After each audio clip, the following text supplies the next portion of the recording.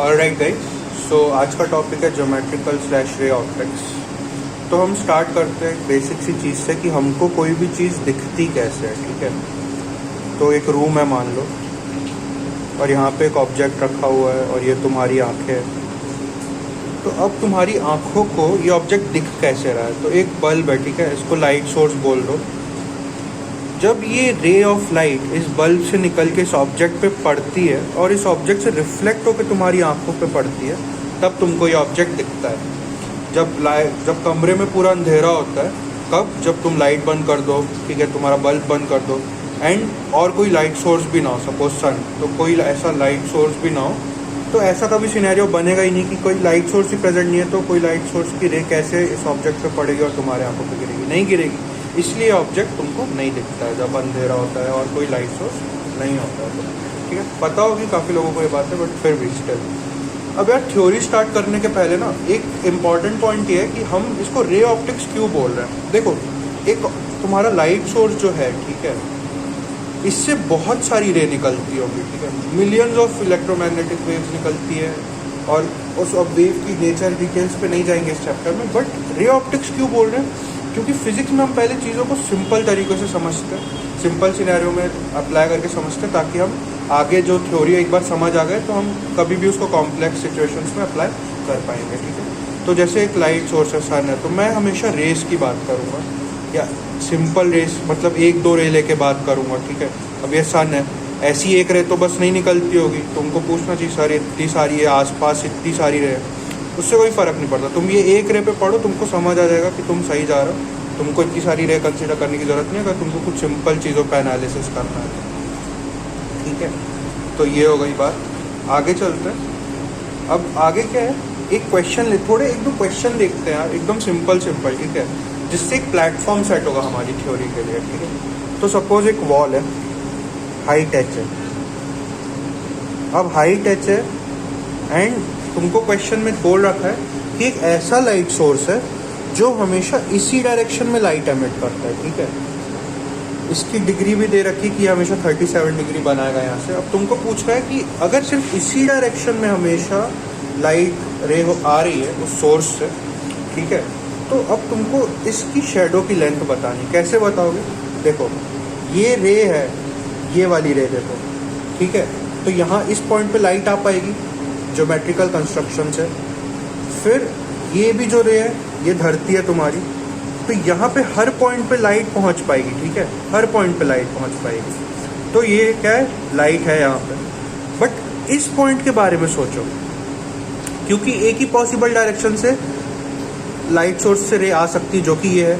इसको पीछे जोड़ोगे तो देखोगे कि यार यहाँ से तो लाइट आ नहीं सकती, क्योंकि यहाँ से जो लाइट आ रही होगी उसको इस वॉल ने क्या कर दिया होगा, ब्लॉक कर दिया होगा, तो इस पॉइंट पे लाइट नहीं पहुँच पाएगी। सिमिलर आर्ग्यूमेंट से बोल सकते हो कि इस पे भी लाइट नहीं पहुँच पाएगी, समझ रहे हो, इस पे भी नहीं, इस पे भी नहीं। तो ये क्या है, ये पूरा रीजन ऑफ डार्कनेस बोलते हैं इसको। ठीक है, रीजन ऑफ डार्कनेस है ये, एंड इसी को हम शेडो भी बोलते हैं। ठीक है, इसकी तुमसे लेंथ पूछ रहा है, एल मान लो।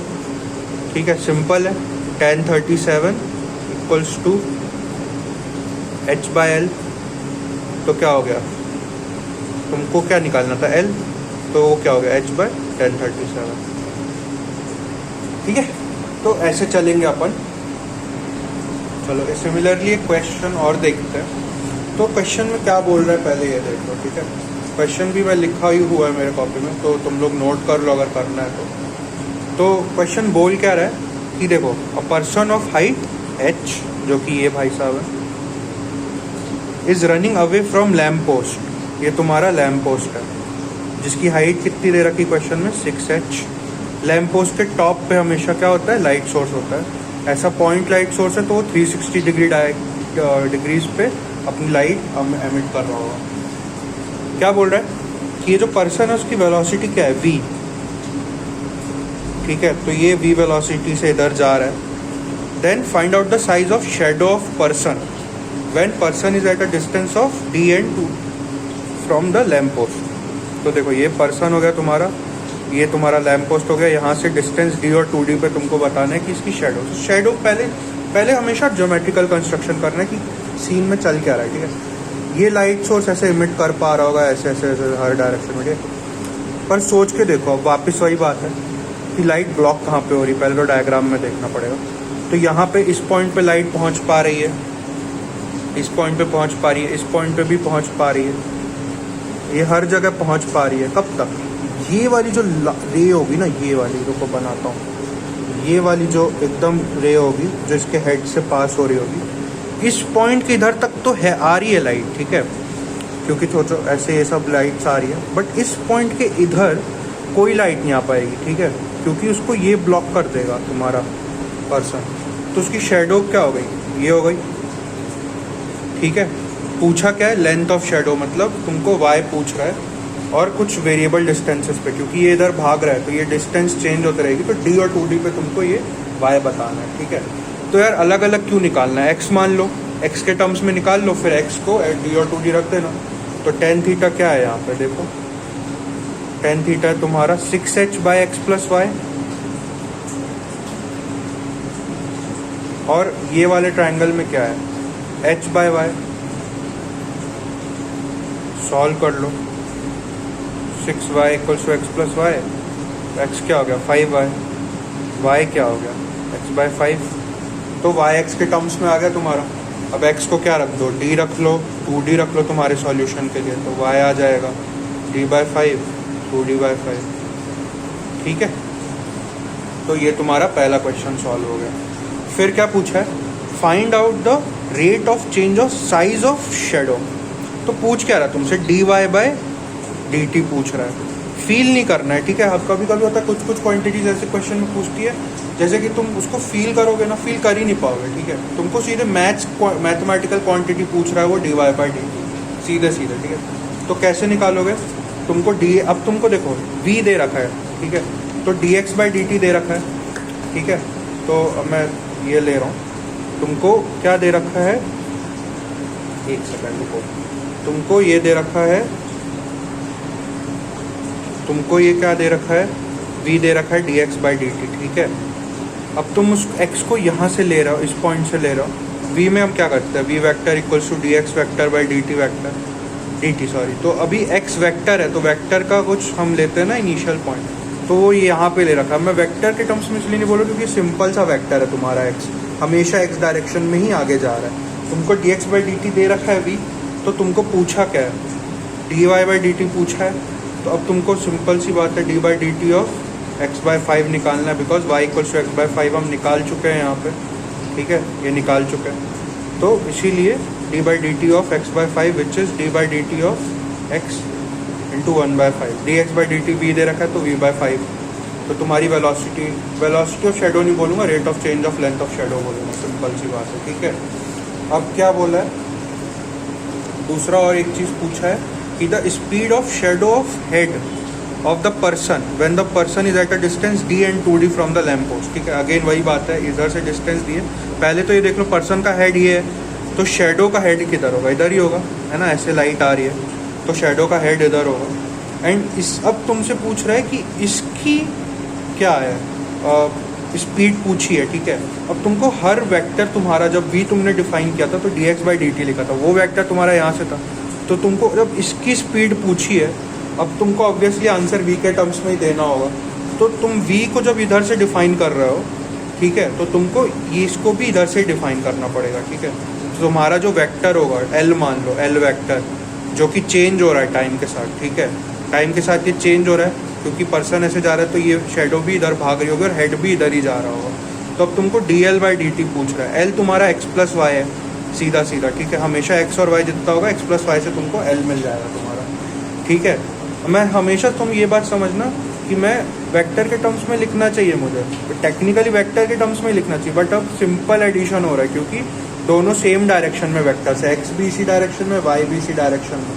तो सिंपल x = x + y हो जाएगा। तुमको dl/dt पूछा है, ठीक है। तो अब क्या हो रहा है? d/dt ऑफ x + y पूछा है ना, d/dt ऑफ x + y पूछा है, y = x/5 पता ही है, तो d/dt ऑफ क्या हो जाएगा?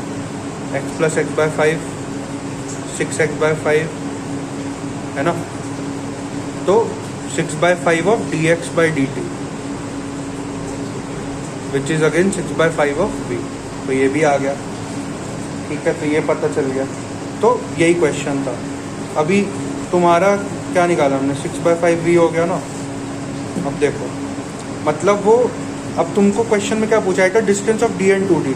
तुम मैथमेटिकली देख पा रहे हो कि ये वेलोसिटी 6v/5 है, तो अगर v कांस्टेंट है तो ये चेंज नहीं हो रही है, ठीक है, x पे कोई डिपेंडेंसी नहीं आई तुम्हारी। तो क्वेश्चन में कभी कभी ऐसे भी पूछ सकता है कि बताओ d और 2d पे सेम रहेगी कि नहीं तुम्हारी वेलोसिटी। रहेगी, क्योंकि 6v/5 है ये, तो वो x पे डिपेंड नहीं करी। x कुछ भी दे दो, 5d 6d, फर्क नहीं पड़ता, ठीक है। अब इसका एक क्वेश्चन और देख लो यार, ठीक है। तो क्वेश्चन में क्या बोल रहा है, चलो फिर से डायग्राम बनाता हूँ मैं तुम्हारे लिए, कि ऐसा एक सेमी हेमिस्फीयर है, ठीक है, हेमिस्फीयर है, एंड ये तुम्हारा सेंटर है, एंड ये देखो यहाँ पे एक पॉइंट है ए, और ये इंसेक्ट है, ठीक है, ऐसे इंसेक्ट बना लो। तो और ये जो तुम्हारा यहाँ पे एक लाइट सोर्स रखा हुआ है, तो ये लाइट सोर्स से रे 360 डिग्री पे अगेन निकल रही होंगी ऐसे ऐसे, ठीक है, मस्त निकल रही होंगी। अब क्या होगा कि ये जो लाइट रे है इस इंसेक्ट से जो पास होगी, तो ये इंसेक्ट इस रे को ब्लॉक करेगा, हर लाइट यहाँ तक पहुँच पा रही होगी इस रे से, ये वॉल है तुम्हारी, ठीक है, पहुँच पा रही होगी, बस ये एक रे नहीं पहुँच पाएगी। तो ये शेडो इसकी यहाँ बन जाएगी कहीं इस पॉइंट के लिए, जब ये इंसेक्ट यहाँ पे होगा। अब ये इंसेक्ट मूव कर रहा है किसी ओमेगा से, ओमेगा बताता हूँ, एक मूव कर रहा है। तुमको पूछा है कि बताओ उस, अभी शेडो भी मूव कर रहा होगा, देखो जैसे जैसे इंसेक्ट ऐसे मूव करेगा, शेडो भी आगे आगे मूव करेगा। तो जब पॉइंट ए पे होगा ये इंसेक्ट, तो उसका शेडो यहाँ पहुँच चुका होगा। तो ये शेडो की वेलोसिटी किस डायरेक्शन में दिख रही है तुमको, वाई डायरेक्शन में दिख रही है। अब पूछा है वेलोसिटी ऑफ दिस शेडो, ठीक है, given this velocity of insect omega के टर्म्स में दे रखा है। कैसे निकालोगे, सोच के देखो, ठीक है। किसी एंगल थीटा पे तुमको हमेशा डायग्राम बनाना है सबसे पहले, और इक्वेशन लिखनी है इस थीटा के टर्म्स में। और ये दे रखा है कि इस ए का थीटा 53 है, ठीक है। किसी एक थीटा के लिए इक्वेशन कैसे लिखोगे, वही बात है। तुमको अगेन इसके टर्म्स में अगर वेलोसिटी बतानी, इसको y मानना है, तो तुमको बताना क्या है पहले, तो ये देख लो dy/dt बताना है, पूछा हुआ dy/dt।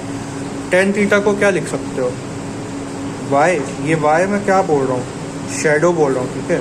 तो जब ये थीटा के टर्म्स में कंसीडर करेंगे तो यही तुम्हारा y हो जाएगा, ये तुम्हारा y हो गया। तो y/r, तो y हमेशा क्या होगा, r tan थीटा। पूछा है तुमसे dy/dt, which is d/dt of r tan theta, which is d/dt of r constant है, r चेंज नहीं हो रहा टाइम के साथ, ठीक है, तो बाहर आ जाएगा r। एंड tan थीटा का तो तुम लोग को पता ही होगा, तो यहाँ लिखता हूँ, ठीक है।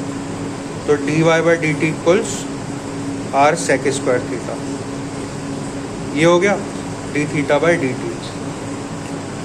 अब देखो थीटा की वैल्यू तुमको ए पॉइंट के लिए पता है 53 डिग्री है। अब तुमको हर थीटा पे तुमको पता है कि क्या आंसर तुम्हारा, आर पता है, थीटा पता है, d/dt अब बस निकालना है।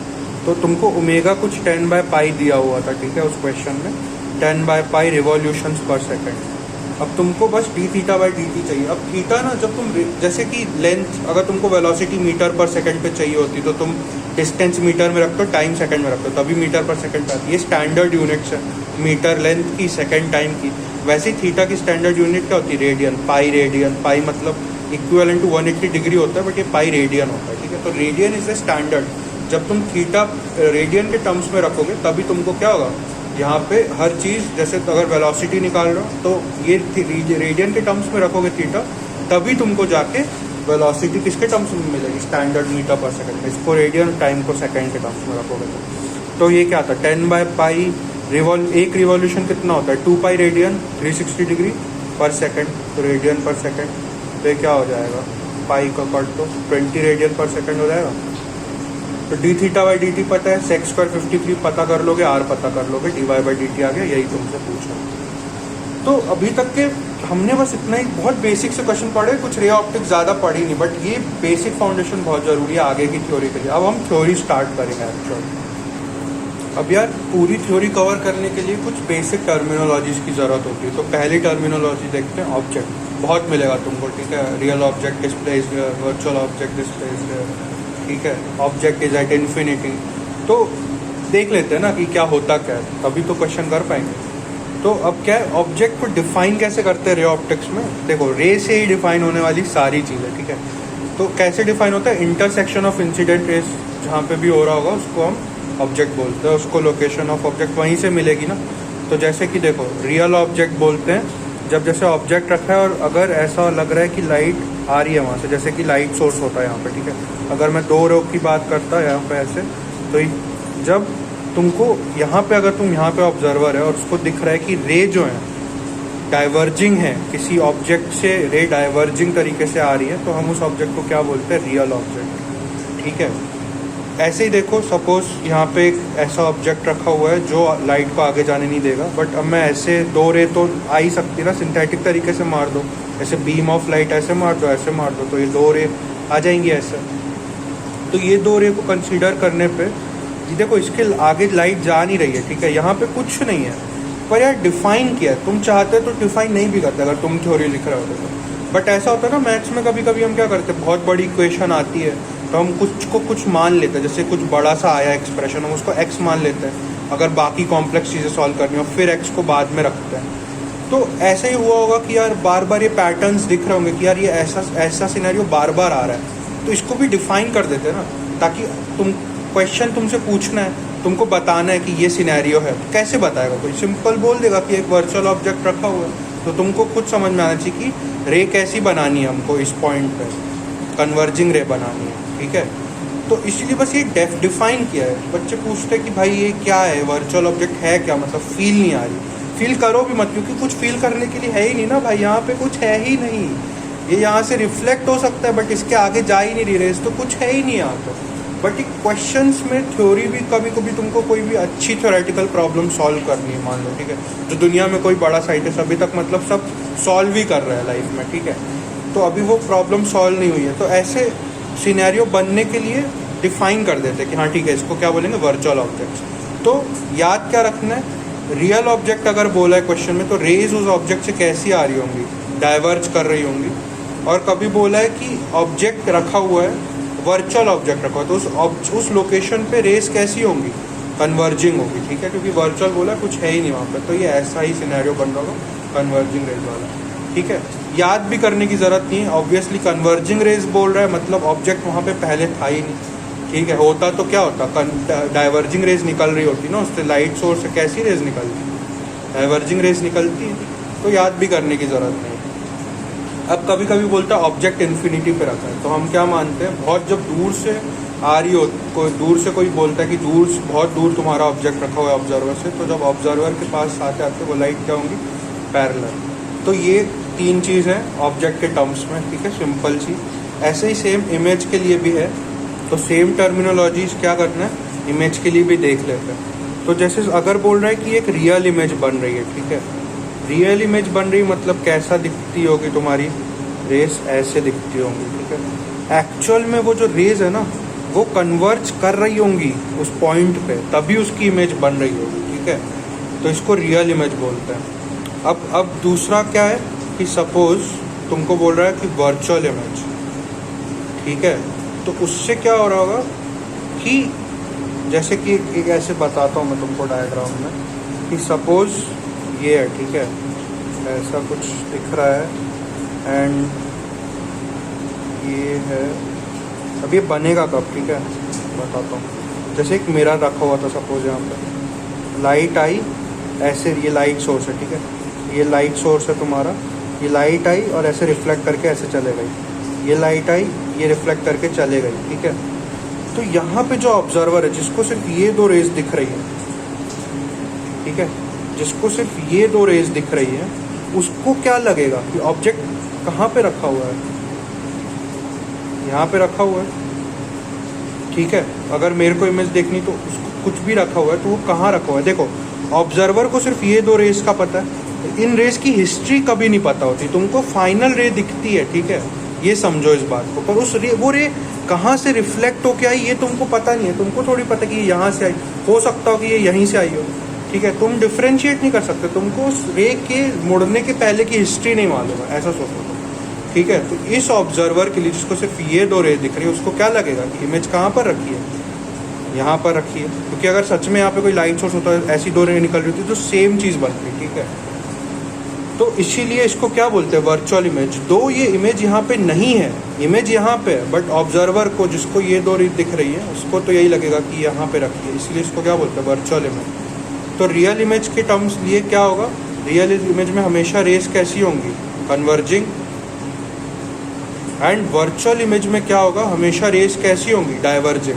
अब तुम मुझ रीज़न भी दे दिया मैंने यहाँ पे, कहीं मेरे पास वर्चुअल ऑब्जेक्ट के लिए कोई रीज़न नहीं था, बट सीन यही होता है, ठीक है, इसके लिए रीज़न था तो मैंने दे दिया। एक रिमार्क लिख सकते हो, अगर कोई नोट्स वगैरह बना रहे तो रिमार्क लिख सकते हो कि जो रियल इमेज होती है ना, रियल इमेज मतलब देखो यार, रियल इमेज से पहले फील पे नहीं जाऊँगा, रियल इमेज से पहले जाऊँगा कन्वर्जिंग रेज, ठीक है, ये मैपिंग पे जाऊँगा पहले मैं, कि अगर रियल इमेज है मतलब कन्वर्जिंग रेज है, और कन्वर्जिंग रेज है अगर, तो ऐसा सिनेरियो बन रहा है, रेज मीट कर रही हैं एक्चुअली में, तो तुम उसको क्या स्क्रीन पे देख सकते हो। ये यहाँ पे अगर तुम स्क्रीन लगा दो, ठीक है, जैसे कि सिनेमा हॉल्स में होता है, राइट, कि यहाँ पे प्रोजेक्टर लगा हुआ है, ये स्क्रीन है, तो स्क्रीन पे एक्चुअल पे लाइट मिल रही होगी, ठीक है, तभी तुमको दिखेगी वो इमेज।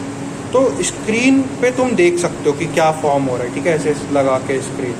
बट वर्चुअल इमेज को तुम क्या कर सकते हो, फोटोग्राफ कर सकते हो। फोटोग्राफ कैसे, तुम्हारा कैमरा यहाँ पे रखा है, ये तुम्हारा कैमरा है, जिसको ये दो रेज दिख रही हैं, तो उस पे कैप्चर हो जाएगा ना ये दो रे। अब देखो वही बात है, शुरू में ही मैंने बोला था कि सिंपल एक दो रे के टर्म्स में बात करेंगे, बहुत सारी रेज होंगी यार, बहुत सारी रेज होंगी, बट मैं ये दो रे के टर्म्स में तुमको समझा रहा हूँ कि ये दो रे के टर्म्स में समझ जाओगे तो खुद ही थ्योरी लगा लोगे ना बाकी रेज के लिए, जो कि ज़रूरत नहीं है इस लेवल पे तुमको, ठीक है। तो यहाँ पे जो कैमरा है, जिसको ये दो रो दिख रही है, उसके लिए तो ये ऑब्जेक्ट कैप्चर हो गया ना, जबकि वो ऑब्जेक्ट यहाँ रखा हुआ था, ठीक है। तुम फोटो खींचोगे तो ये ऑब्जेक्ट की फ़ोटो आएगी उसमें बराबर, समझे। तो इसलिए बोल रहा हूँ कि virtual image can be photograph when real image can be captured by placing a screen. तुमको देखना है वो इमेज, तो कैसे देखोगे ये बता रहा हूँ मैं, ठीक है। अब यहाँ पे तुम स्क्रीन रख लो, तुमने बोला वर्चुअल इमेज भाई यहाँ रखी है, रख दो यहाँ स्क्रीन, कुछ होगा ही नहीं भाई, लाइट ही नहीं है ना यहाँ पे तुम स्क्रीन रखते रह जाओगे, कुछ होगा ही नहीं, सिंपल सी बात है, ठीक है। तो कॉन्सेप्ट समझो, ठीक है, फील पे बाद में जाओ, पहले कॉन्सेप्चुअल ही जाओ। रियल इमेज अगर तुमको कोई बोले वर्चुअल इमेज, तो पहले दिमाग में क्या आना चाहिए कि रेस कैसी होंगी, डाइवर्जिंग होगी, ठीक है। तो वर्चुअल इमेज की लोकेशन तुमको किसी ने बनाई तो बुद्धू नहीं बनना है, तुमको बस ये सोचना है इमेज है तो ऑब्जर्वर को रे कुछ ऐसी दिख रही होगी, ठीक है, किसी भी डायरेक्शन में, बट डाइवर्जिंग, ये इंपॉर्टेंट है। इसके बाद तुम थ्योरी समझने की ट्राई करोगे प्रैक्टिकली भी, तो समझ में आएगी जो मैंने तुमको यहाँ समझाई, ठीक है। तो मैपिंग याद रखनी, रियल इमेज कन्वर्जिंग रेज, जबकि रियल ऑब्जेक्ट के केस में क्या होता था, डाइवर्जिंग रेज, ठीक है। और उल्टा उसका वर्चुअल इमेज के लिए, कि वर्चुअल इमेज क्या है, डाइवर्जिंग रेज, लेकिन वर्चुअल ऑब्जेक्ट कैसा होगा, कन्वर्जिंग रेज, ठीक है। तो चलो, आई होप थ्योरी थोड़ी क्लियर हुई होगी। तो अब दूसरा टॉपिक है रिफ्लेक्शन, ठीक है। पहला लॉ तुमको बता रहा हूँ, पता ही होगा वैसे, बट फिर भी बता रहा हूँ, ये लॉ है। तो देखो रिफ्लेक्शन के लिए डील कैसे करना है, कि ये तुम्हारा सरफेस है, इस पे लाइट आई, अब इस लाइट का कुछ पार्ट रिफ्लेक्ट भी होता होगा, ठीक है, नेचर है, रिफ्लेक्ट करती है सरफेस तुम्हारी लाइट। मिरर हो गया, मिरर पे लाइट गिरती है तो रिफ्लेक्ट होता है, तो ये है, तो रिफ्लेक्ट हो रहा होगा कुछ पार्ट इस लाइट का। कुछ पार्ट इसलिए बोल रहा हूँ क्योंकि कुछ पार्ट ये जाने भी देती है, तो वो जो जाने देती है हम उस पार्ट को स्टडी नहीं कर रहे। अभी हम किस पार्ट को स्टडी कर रहे हैं, जो सरफेस, अगर ये सरफेस है और ये लाइट रे आ रही है यहाँ से, तो रे का जो कुछ पार्ट है सरफेस रिफ्लेक्ट करेगा, हम उसकी स्टडी करें कि वो रिफ्लेक्शन होता कैसे है, ठीक है। तो सरफेस कैसा भी हो यार, एकदम रैंडम सरफेस हो, लेकिन जो रे ऑफ लाइट होगी ना, इस रे ऑफ लाइट की स्टडी कर रहे हैं हम, अगेन बार बार मैं वो पॉइंट बहुत फोकस कर रहा हूँ। तो ये जो रे ऑफ लाइट है ना, इसका जो पार्ट होगा बहुत छोटा होगा ये सरफेस का, जिसपे ये एक रे ऑफ लाइट पड़ेगी, ये मानते हो। तो ये छोटे पार्ट को जब जूम करोगे ना, तो ऑलमोस्ट स्ट्रेट ही दिखेगा ये, ठीक है। इसीलिए हम क्या करते हैं, रे ऑफ लाइट है इसलिए इसको स्ट्रेट सरफेस पे बात करने वाला। और इस छोटे से पार्ट का एक नॉर्मल वेक्टर भी डिफाइन होगा। मैंने इसको पूरा जूम कर लिया, ये रे ऑफ लाइट आ रही थी इस सरफेस पे, और इस छोटे से इसका नॉर्मल वेक्टर डिफाइन होगा। तो थोड़ा यार डायग्राम बनाते नहीं आता मुझे ज़्यादा, पर देखो रे ऑफ लाइट है, ये तुम्हारा नॉर्मल हो गया, ठीक है। तो अब क्या हो रहा है, पहला पॉइंट इस लॉ का, लॉ ऑफ रिफ्लेक्शन बोलते हैं इसको, ठीक है। और यार ये बहुत एक्सपेरिमेंट्स करने के बाद आया, इंट्यूशंस होते हैं पीछे, कभी कभी मैथमेटिकल रीजनिंग भी होती है, बट हमको जब कोई चीज़ लॉ की तरीके से पढ़ाई जाती है तो हमको बस वो मान लेना होता है। हाँ, तुमको मैं इंट्यूशन दूंगा, तुमको खुद ही आ जाएगा इंट्यूशन, मैं क्या दूंगा। पहला पॉइंट ये कि यार ये जो अगर इंसिडेंट रे जिस प्लेन में है ना, रिफ्लेक्टेड रे भी उसी प्लेन में होगी, ठीक है। ये पहला है, same I and R vector will be in same plane, in same plane, ठीक है। अब आर्ग्यूमेंट कर सकते हो कि अगर रे ऑफ लाइट ऐसे आ रही थी कि इस पेपर के प्लेन में, और ये किसी भी तरीके के सरफेस से टकराई, तो यार सरफेस ऐसा है तो वो प्लेन चेंज करेगी क्यों। लाइट जैसे ऐसे आई है तो ऐसे ही जाएगी ना इसी प्लेन में। प्लेन चेंज करना मतलब पेपर ये, प्लेन ये दूसरा एकदम कैमरे के पास है, ठीक है। तो लाइट ऐसा ही तो उड़ के तो नहीं जाएगी ना। तो इंट्यूशन दे रहा हूँ, ठीक है, कुछ मैथमेटिकल रीजनिंग मैं भी नहीं दे पाऊंगा इसकी, बट ये लॉ है। पहला लॉ ये है कि हमेशा ऐसा ही होगा कि इंसिडेंट रे जिस भी प्लेन में आई है, रिफ्लेक्टेड रे भी उसी प्लेन में होगी। दूसरा लॉ क्या है कि तुम्हारा अगर इंसिडेंट एंगल, इसको इंसिडेंट एंगल बोलते हैं, ठीक है, एंगल आई थीटा ही मान लो, इसको थीटा आर बोल दो। एंगल ऑफ इंसिडेंस बोलते हैं, एंगल ऑफ रिफ्लेक्शन बोलते हैं, और ये एंगल हमेशा नॉर्मल से डिफाइन करता है। नॉर्मल किसका है, सरफेस का नॉर्मल है, ठीक है। तो दूसरा बोलता है theta L will be always equals to theta R. तो ये दो लॉ हैं, रिफ्लेक्शन कहीं भी आया, ये दो लॉ से तुम पूरे क्वेश्चन सॉल्व कर सकते हो उस पर्टिकुलर रिफ्लेक्शन पॉइंट के लिए, ठीक है। ये लगाना है, सब सॉल्व होता जाएगा, ठीक है। तो चलो एक क्वेश्चन अब हम क्या करते हैं, रिफ्लेक्शन पे कर लेते हैं, ठीक है। तो ये क्वेश्चन है तुम्हारा, है ना, क्या बोल रहा है देखते हैं कि a ray of light is moving at an angle 20 degree with horizontal, ठीक है। हॉरिजॉन्टल बोला है अभी, है ना, कुछ नहीं बोला है मिरर वगैरह, ठीक है। तो अब क्या है, मिरर मतलब तुम्हारा सरफेस जो रिफ्लेक्ट करने वाला है, ठीक है। तो बस ये बोला इसने कि हॉरिजॉन्टल है, ये हॉरिजॉन्टल से तुम्हारी 20 डिग्री के एंगल पे एक रे ऑफ लाइट आ रही है, ठीक है। तो ये 20 डिग्री हो गया। अब क्या बोला है, it is observe that after reflection from plane mirror अलग है, the ray of light vertically goes upwards. Vertically upward मतलब अब अगेन डायरेक्शन किसके रिस्पेक्ट में दिया, हॉरिजॉन्टल से। तो कैसे करोगे, रिफ्लेक्शन के बाद ऐसे मूव हो रही है लाइट। इंसिडेंट ये थी, आर ये है, आई है, ठीक है। तुमसे पूछा है find out the angle made by plane mirror with the horizontal. तुमको अभी तक पता नहीं कि मिरर रखा कैसे है इसके अकॉर्डिंग, है ना, इस हॉरिजॉन्टल के रिस्पेक्ट में मिरर रखा कैसे है। सारे डायरेक्शन तुमको अभी तक हॉरिजॉन्टल के टर्म्स में दिए थे। कैसे निकालोगे, बहुत सिंपल है। ये 20 डिग्री है, ये 90 डिग्री है, ठीक है। तो 90 + 20 110, तो ये कितना होगा सोचो, 70 डिग्री होगा, टोटल 180 है। तो एंड हमको पता है हमारी थ्योरी से कि मिरर कैसा भी रखा हो, ठीक है, मिरर अगर ऐसा रखा होता था तो ऐसे जाती थी लाइट, एंड ये थीटा और आर होता था, तो कहीं नॉर्मल के साथ, ठीक है। और थीटा और आर इक्वल होता था। तो सोच के देखो, मैं लिख सकता हूँ 2 theta equals to 70 because theta equals to R, and theta plus R equals to 70, ठीक है। तो थीटा कितना हो गया, 35। मतलब इस आई से 35 डिग्री अगर मैं इधर गया तो मेरे को नॉर्मल मिल जाएगा, किसका, मिरर का मिल जाएगा। ये